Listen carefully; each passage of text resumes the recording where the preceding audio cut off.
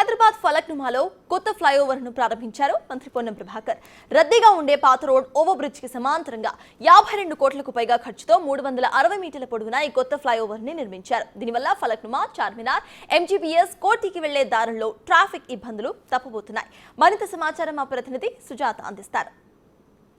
రోజురోజుకి హైదరాబాద్ ప్రాంతంలో పెరుగుతున్నటువంటి ట్రాఫిక్ రద్దీని తగ్గించేందుకు తెలంగాణ రాష్ట్ర ప్రభుత్వం ప్రతిష్టాత్మకంగా ఫ్లైఓవర్లని అదేవిధంగా రోడ్ ఓవర్ బ్రిడ్జ్లని ఏర్పాటు చేస్తుంది. ఫలక్నుమా రోడ్ ఓవర్ బ్రిడ్జ్ని ఈరోజు కొద్దిసేపటి క్రితమే మంత్రి పొన్నం ప్రభాకర్ చేతుల మీదుగా ప్రారంభించారు.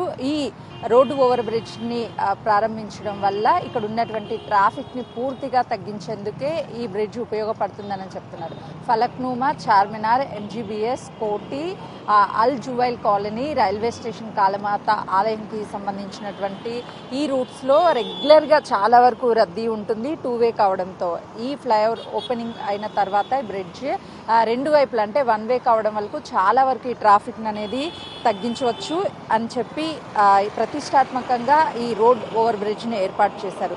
52 కోట్ల 3 లక్షల వ్యయంతో దాదాపు 360 మీటర్ల పొడవు 2 లైన్లు ఏర్పాటు చేశారు. బర్కస్ జంక్షన్ నుండి ఫలక్నామా బస్ డిపోల వరకు కూడా ఈ ట్రాఫిక్ అనేది ఈ ఓవర్ రోడ్ బ్రిడ్జ్ నిర్మించడం వల్ల ట్రాఫిక్ పూర్తిగా తగ్గిపోయే అవకాశం ఉంటుంది.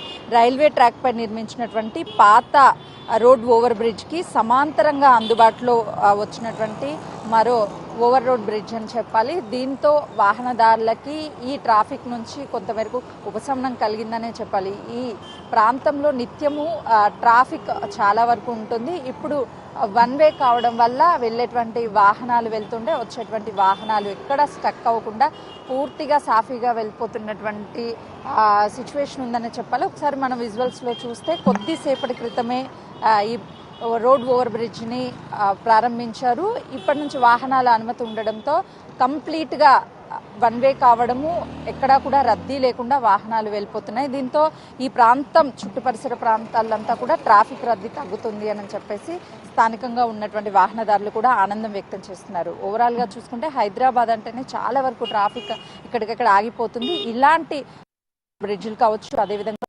నిర్మాణాలు చేపట్టడం వల్ల రానున్నటువంటి రోజుల్లో హైదరాబాద్ ప్రాంతంలో ట్రాఫిక్ నియంత్రణ ఉంటుంది అని చెప్తున్నారు. కెమెరామెన్ సంజుతో సుజాత, ఫలక్నుమా.